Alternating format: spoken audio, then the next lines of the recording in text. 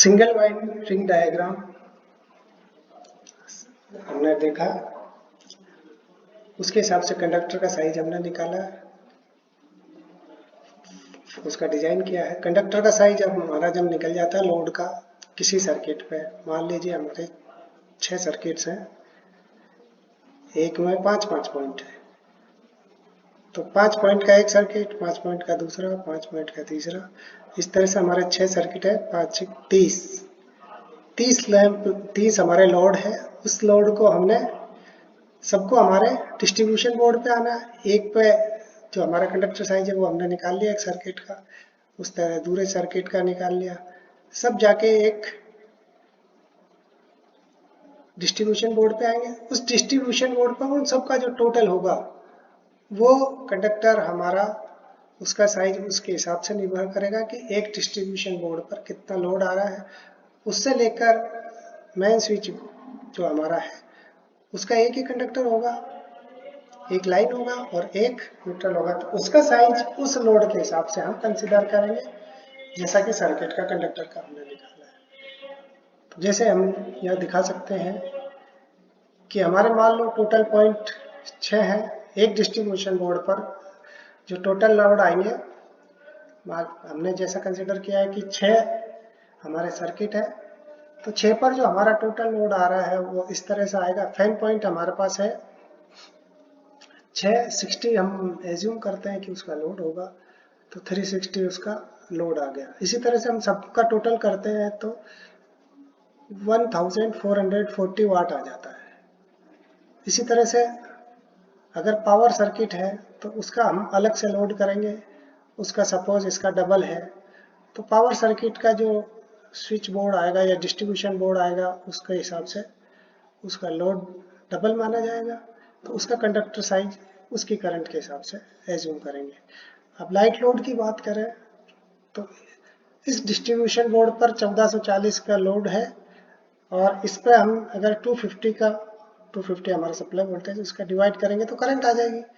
उस करंट का हम कंडक्टर इस डिस्ट्रीब्यूशन बोर्ड से आगे की तरफ लेंगे जो मेन स्विच पे जाएगा, जैसा कि हमने इसमें दिखाया हुआ है। जैसे हम देखें यहाँ पर 4 सर्किट दिखाया हुआ है, लाइट के लिए एसडीबी दिखाया हुआ है, नीचे वाला एसडीबी दिखाया हुआ है जिसमें भी 4 सर्किट है। तो जो सब डिस्ट्रीब्यूशन बोर्ड है पहला नंबर का जिसमें 4 होंगे, तो मान लीजिए उसका ये 1440 का लोड हम अगर माने है तो एसडीबी का साइज 1440 डिवाइड बाई 250 वोल्टेज है, उसके हिसाब से इसका इस कंडक्टर का साइज एसडीबी से लेकर एमडीबी तक जाएगा। HDB1 और HDB2 नीचे वाला जो दिया है, इन दोनों में से जो भी मैक्सिमम लोड आ रहा है उसी के हिसाब से कंडक्टर का कंसीडर करेंगे। उस साइज के हिसाब से दोनों की केबल सेम जाएगी। दोनों केबल मान लो 1440 HDB1 पर है, HDB2 पर भी 1440 है, दोनों का जब MDB पर जाएगा तो टोटल लोड हो जाएगा डबल हो जाएगा HDB से। HDB का 1440 है तो डबल 2880 हो गया।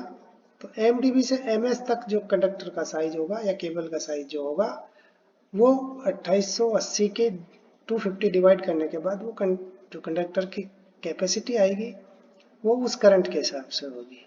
इसी तरह से MS से लेकर एनर्जी मीटर तक वही साइज होगा और उस कंडक्टर साइज में MDB का क्या साइज होगा, जितने उसमें जैसे यहाँ हमारा दिखाया हुआ है 2 HDB हैं MDB पर, तो इसका साइज होगा 2 + 1 3, एक फीचर एक्सटेंशन के लिए लेंगे। इसी तरह से HDB पर 4 सर्किट ये हैं, 2 हम एक्स्ट्रा लेते हैं तो इसका साइज होगा 6 MCB इसमें लगेंगे, नीचे वाले में भी 6 लगेंगे। अगर सर्किट की संख्या 6 से ज़्यादा हो जाती है तो हमारा फिर इसका साइज 12 नंबर का होगा। तो इसमें क्योंकि 6 के बाद 12 का साइज आता है, या इसको हम HDB को और भी डिवाइड कर सकते हैं, 2 HDB बना सकते हैं। इस तरह से हम इस साइज का कैलकुलेशन कर सकते हैं, कंडक्टर भी निकाल सकते हैं और इसके साइजेस भी निकाल सकते हैं। इसमें MCB या जो फ्यूज लगेंगे उसके हिसाब से इसका साइज होगा और कंडक्टर का साइज हम ऊपर के कैलकुलेशन के हिसाब से निकाल सकते हैं। Thank you.